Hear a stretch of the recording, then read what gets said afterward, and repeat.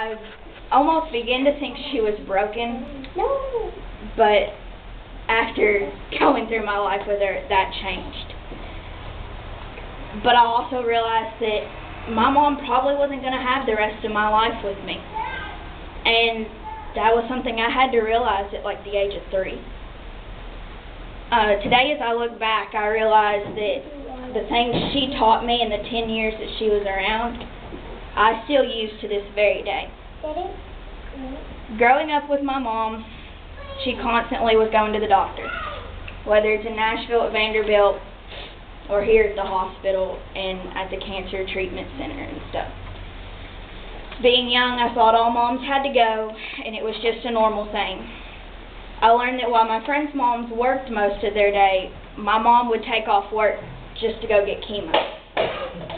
I remember when I was little, I used to have to go to my mom's work, and I watched Land Before the Time, and let me tell you, those movies are pretty good.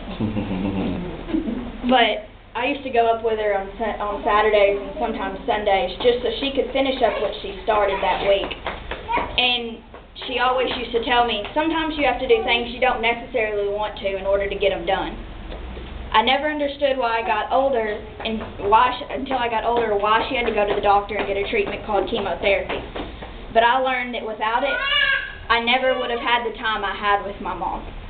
Today I'm thankful that those treatments were there each and every day to help her survive with me. When I got ready to go to work, my mom would literally take a handful of pills. We're not talking normal vitamins that everybody has to take every now and then. We're talking everything from something to keep her from bleeding to death if she got cut, to something that was just there to keep her potassium levels up and keep her going throughout the day.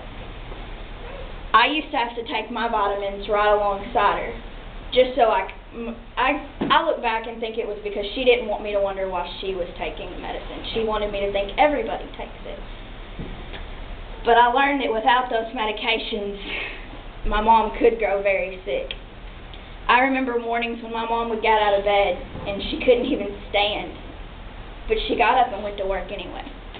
That's when I found out my mom was a fighter. Children never want to hear that their mom might not make it to see them graduate or even get married. But as I grew older, that's what I found out was the reality for me. I remember at the age of 7 or 8, my mom went to the doctor one day, and I never ever thought I'd have to hear a time limit put on my mom's life. But that day I did. I remember the doctor's exact words to this day. He looked at me and said, "With the cancer growing more and more aggressively, it looks like your mom only has around 6 months to live. Know that this is hard, but you have to be strong and help your family through it." I'll never forget the feeling in my chest that day. It felt like the world had fallen on top of me. That wasn't the only time that a time limit had been put on my mom's life. She was told 3 times she had 6 months to live. She was even told she had 2 weeks at one point. She beat those. My mom made it 2 more years before she finally had to just give up. It was too hard. As I look back, I'm glad to have a mom that was different. It made her special. It taught me to have the strength to do even the littlest things in life. She started Relay to help find the cure for cancer, and I plan on following out that dream. If it was not for her, I wouldn't be where I am today, and I definitely wouldn't be as strong as I am. Seeing her fight each and every day just to come home and tell me goodnight at night meant the world. It taught me, while most kids say they hate their mom and dad, and that their mom and dad ruined their life, and I know every parent hears that at some point, I never told my mom that. I never took her for granted. I'm blessed to say that my mom was Rosie Baker. Underneath all the sickness, she was a best friend, a wife, a daughter, but most importantly, she was my mom. She'll never leave my heart, and I know I'll never leave hers. If she was still here today, she'd be tremendously proud of the person that I am today. I thank her for everything she's taught me. And the most important thing that she taught me is just because you're sick doesn't mean you're broken. She proved how much to me the strength of a broken rose. And I do it each and every day for her. Most people, like Joyce, she does it for her dad. I do it because I don't want another little girl to have to grow up not knowing any different that her mom had cancer.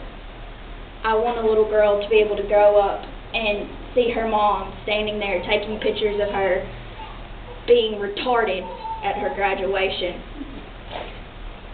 Sweet Jesus, she was here. I don't want to think about it. But I just wanted to let you guys know that just because other people have it, it doesn't mean it's just led up to them. They have the tremendous burden of being sick each and every day, not feeling good enough to get out of bed some days, but doing it anyway. They're the smallest things in life that we take for granted. Being able to walk, being able to take medicine just when we're sick, not because we need to live. And I just thought that maybe if I explained to you guys what my mom went through and while we're here today, it would just help you guys understand where we need to be in the future. I don't want to see another little girl's mom sick and not make it past her 10th birthday. My mom didn't make it past my 10th birthday. I was pulled from school, as a matter of fact. My dad walked into school and pulled me out and said, "Your mom's in the hospital." At first I thought he was just going to let me go back to class. He didn't. He looked at me and said, "We have to go, and we have to go now. Her mom's not going to make it." Those words were probably the hardest thing I've ever heard in my life.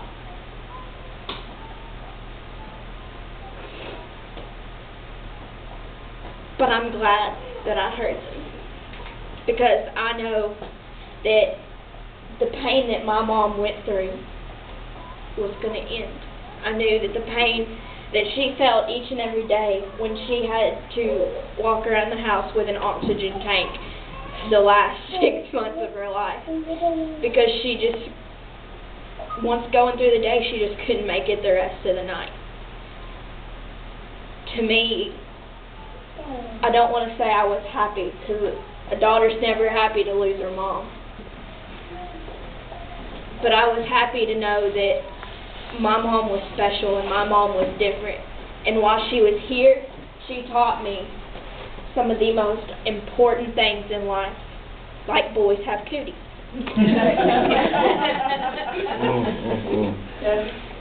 She also taught me what it means to assume things. Really hope I don't have to draw it out for something. And those little funny things that I remember that she taught me also reminds me of why I'm here. I'm here because my mom was a fighter. My mom fought each and every day, not because she wanted to be here. If it was any other day of the week, she probably would have given up. She fought because of me. She fought because she wanted me to know that you have to have strength. You have to push through.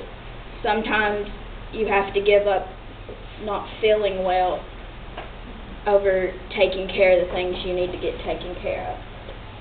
And I just thought if I told you guys the story that maybe you'd realize that I want cancer to be gone. I don't want to have to deal with it.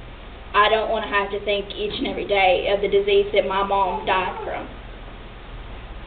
And I just hope that we can even put a dent in maybe fixing it. If it's saving one little girl from having to go through what I went through, that's all that matters to me.